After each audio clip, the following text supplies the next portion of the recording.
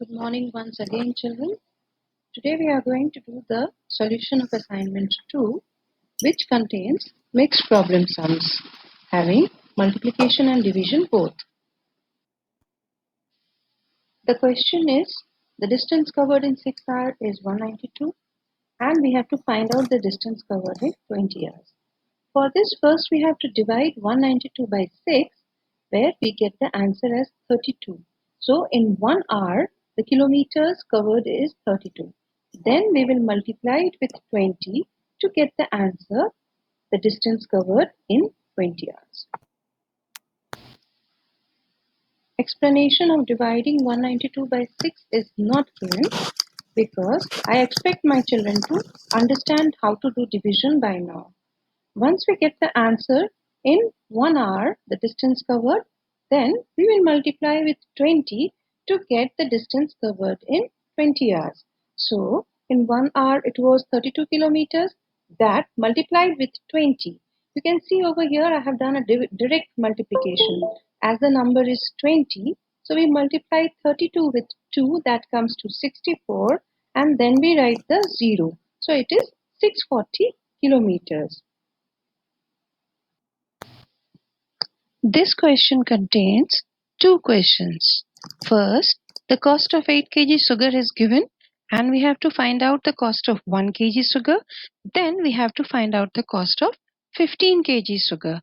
Now, since the greater number is given, that is 8 kgs is given, and we have to find out the smaller number, that is 1 kg. So we will divide 280 by 8. We know how to divide. We get the answer as 35. So the cost of 1 kg sugar is 35 rupees. So first answer is done. The second question is we have to find out the cost of 15 kg sugar. So we multiply 35 with 15. Multiplication is 35. First multiplied with the digit in the ones place, that is 5. So 5 5s are 25. 2 carry over. 5 3s are 15 plus 2 is 17.